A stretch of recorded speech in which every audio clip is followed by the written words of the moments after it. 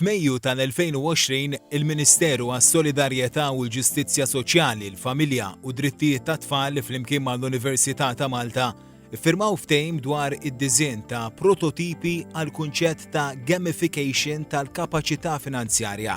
Dan sar bejn id-Dipartiment tal-Artificial Intelligence fl-Università u Ġemma li hija taqsima fih dan il-Ministeru. L-istudenti li ħadu sehem fil-modjul Web Data Mining ħadmu fuq id-disinn u l-implementazzjoni tal-prototip tal-kapaċità finanzjarja. Iżda qabel xejn, x'inhu eżatt gamification? Gamification hija meta tagħmel application attraenti għal users tagħha. Gamification ma mhix limitata biss li tkun logħba jew li tagħmilha jisa logħba, imma li tkun attraenti fejn dak li jkun għandu skop biex juża l-application. Biex jittrażmetti kunċetti importanti li jistgħu varjaw minn affarijiet relatati ma' bank, affarijiet relatati ma' edukazzjoni, affarijiet relatati ma' xjenza. Per eżempju, fil-każ tas-sistema li jiżviluppaw l-istudenti, da huma kellhom it-task tagħhom kienet li jiżviluppaw application jew web app jew seta tkun mobile app li tkun għandha skop edukattiv għal min juża. Huma kienu qed jittargetjaw żewġ setturi ta' studenti minn studenti tal-primarja u studenti tas-sekondarja. U huma kellhom l-iskop li jagħmlu sistema edukattiva, jagħmlu l-gamification biex tkun attraenti biex dawn is-settur ta' studenti jew wieħed jew ieħor jużawha. Mal-gamification hemm ukoll marbutin diversi benefiċċji. Hemm numru ta' benefiċċji li wieħed jista' jottieni billi jutilizza gamification fl-applications, fil-mobile applications, fil-web applications tiegħu. Dawn ivarjaw minn mod iktar effettiv kif tgħallem kunċetti, kif inti tagħti titrasmetti idea, titrasmetti kunċett u dak li jkun b'mod iktar ħanejtek ta' logħba jirċievi dawn il-kunċetti, jinteraktja ma' dawn il-kunċetti. U hekk tiġbed aktar nies biex jużaw.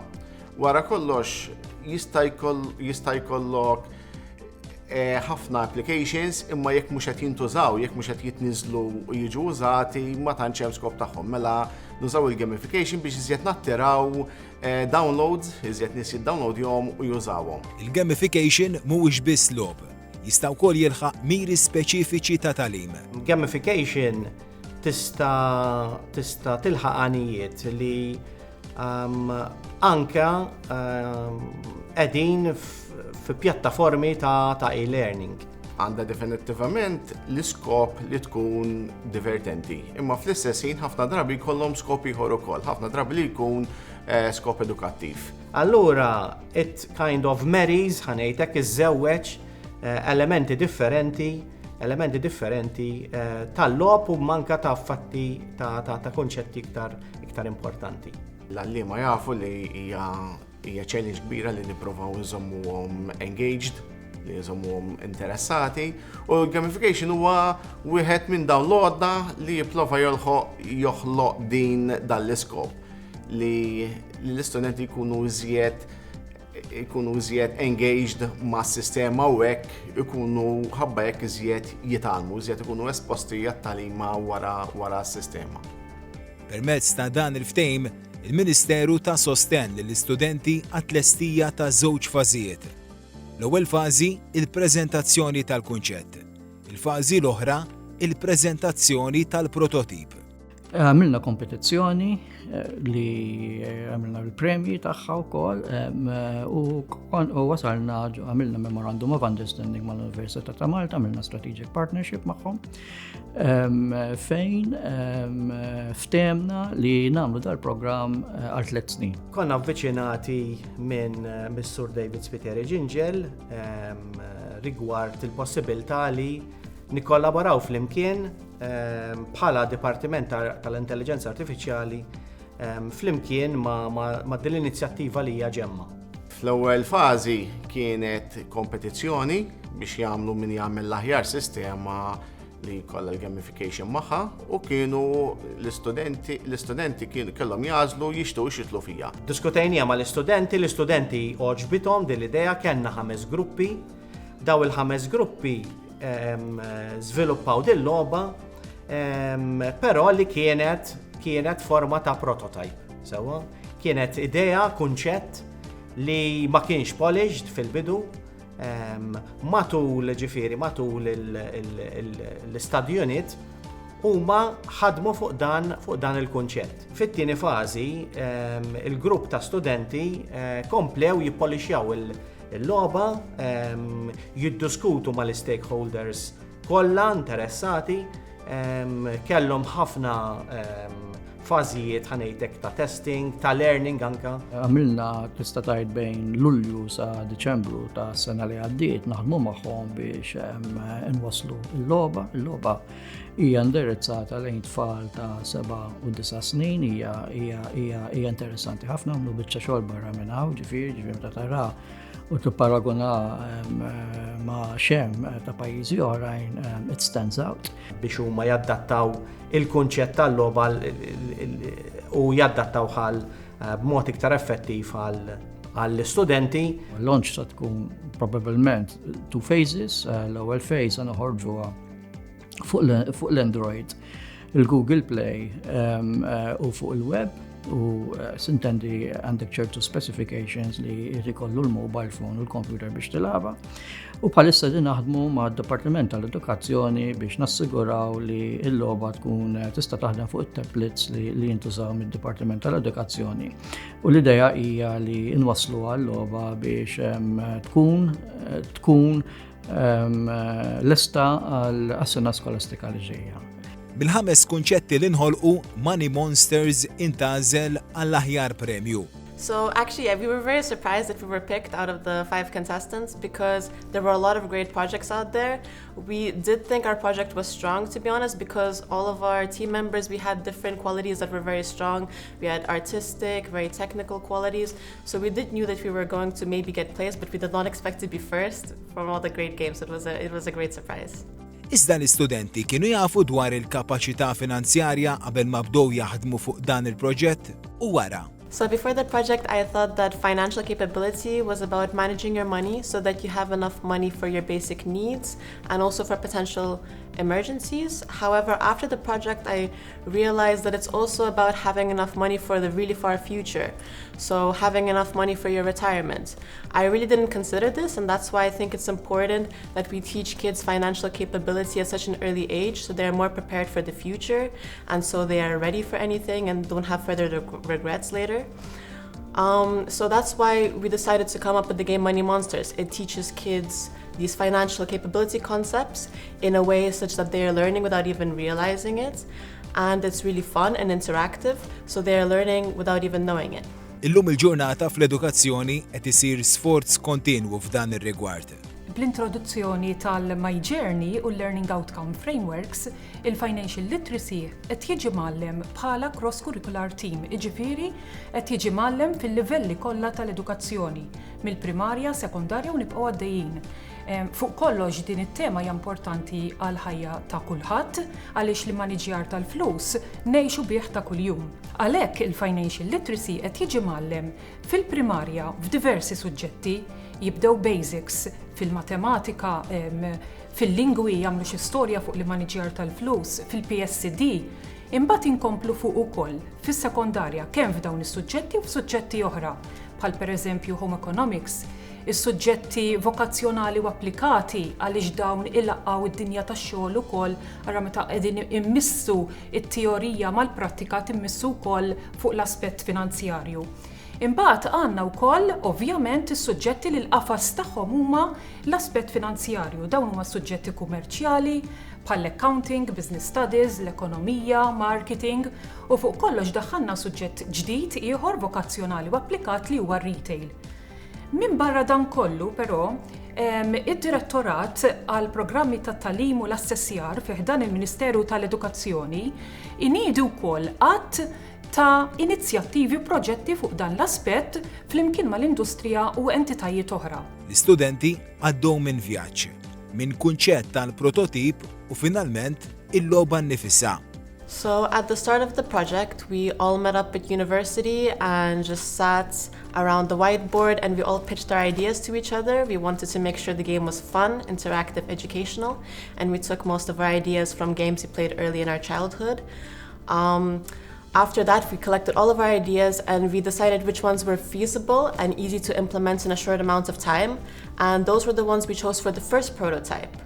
Now, when we found out we won the competition, we went to the second stage, making the final product. And what we did is we carried out testing in the form of focus groups at different summer schools. We tested various age groups, which were in our target audience, which is elementary school students. And we asked for their feedback on the game, as well as anything they want implemented or seen in the final version. We then took all this feedback, we took our previous ideas, and we made the finalized version of the game. Iżda l-logħba kif tintlagħab eżatt?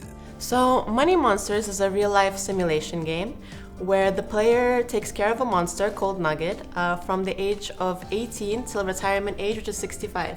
Every single year he has to make decisions, such as whether he goes to work, what items he has to buy for himself for the year, and also how he manages his needs, which includes his happiness and his health. We try to make the game more interactive by adding the possibility to customize your monster, adding some mini games. We also try to introduce financial concepts in a very simplified and friendly manner. For instance, we have a banking system which allows you to take loans and also get outstanding loans and also deposit some money into a savings account. At the end of the game, the players are then scored based on how much money they saved by the end of the game, and also their average health and happiness, and also the living status of the monster. Money Monsters huwa l-proġett rebbieħ.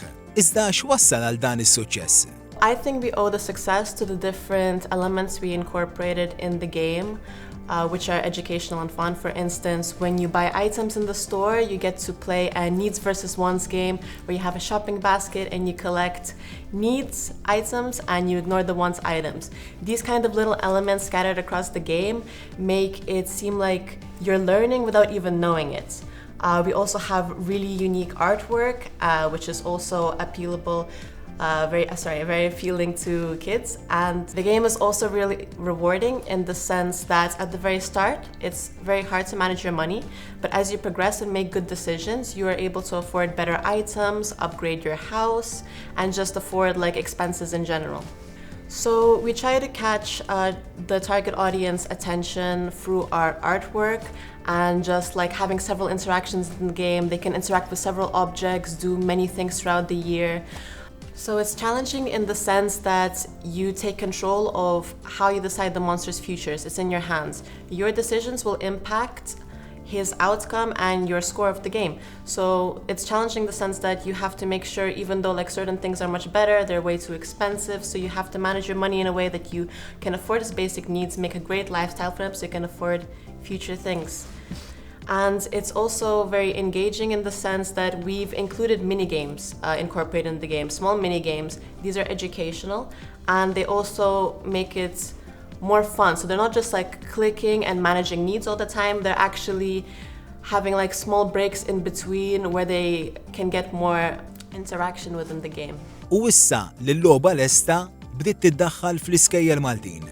Il-Money Monster app hija tajba ħafna, hija mirata tfal tal-primarja, allura bdejnija bħala pilot project mal-kulleġġ San Nikola, fejn qatt ta' għalliema flimkien mal-klassi tagħhom ħadu sem f'din l-app. Il-Money Monster tista' tintlab kemm fit-tablet fil-klassi kif ukoll fil-PC u l-laptop anki d-dar. Feedback li ħadna mill-għalliema kienet pożittiva ħafna. Fost il-feedback ħadna li l-istudenti ta' din l-età ħobbu jilagħbu ħafna. It-teknoloġija hija xi ħaġa li għalihom twildu fiha, allura mhix diffiċli daqshekk biex jitgħallmu jilagħbu l-app u bdew jilagħbu u jitgħallmu. U meta wieħed qed jilagħab qed jieħu pjaċir u qed jitgħallem, ovvjament it-tagħlim ħajidħol iktar malajr f'moħħu. Aspett ieħor li kien pożittiv ħafna li din l-app tagħti ċans lill-istudenti jażlu combinations differenti. Huma jieħdu sehem bħala il-Money Monster u jgħixu il-ħajja ta' kuljum u jaraw kif ħajjimaniġjaw il-flus. Issa, jekk kien hemm 20 student fil-klassi, l-20 student għażlu combinations differenti skont il-prioritajiet tagħhom f'dan il-qasam tal-flus. U meta kienu għadin jilabu, bdew jindunaw l-istudenti stess li mid-deċiżjonijiet li bdew jieħdu, bdew jindunaw jekk hux deċiżjoni għaqlija, jekk setux ħadu deċiżjoni aħjar fejn setgħu jimpruvjaw. Wara l-logħba l-istudenti kellhom diskussjoni mal-għalliema fejn bdew jitkellmu fuq deċiżjonijiet li ħadu waqt il-logħba fuq l-maniġjar tal-flus. U bekk indunaw id-deċiżjonijiet tagħhom jekk kinux għaqlin jew le. Allura t-tfal stess mill-esperjenza tagħhom bdew jitalmu, bdew jiddiskutu bejnietom dwar id-deċiżjonijiet li ħadu huma stess, kemm kienu deċiżjonijiet għaqlin jew inqas għaqlin u x'setgħu jagħmlu aħjar. U dan huwa l-isbaħ tal-im, mhux meta l-għalliema toqgħod bil-qiegħda tispjega lit-tfal tgħidilhom dik hekk u dik mhux hekk, imma t-tfal hawnhekk esperjenzaw il-logħba huma stess, ħarġu bid-deċiżjonijiet huma stess u mid-deċiżjonijiet li ħadu huma stess talmu x'inhu tajjeb u x'inhu ħażin. U dan it-tagħlim ovvjament ma tinsih qatt. I'm really grateful I got the opportunity to work on this project because I managed to learn a lot, not just programming-wise, but I also learned a lot about financial capability and its importance and why it's a need to be taught, especially in Malta and other countries, because this is a concept which many people don't really think about until it's too late. Fil-fatt, il-Money Monster app rajnija tajba li ħaniftħuha issa għal kulleġġi l-oħra kollha tal-iskejjel tal-Istat u wkoll ħaniftħuha għall iskejjel primarji tal-Knisja u dawk indipendenti.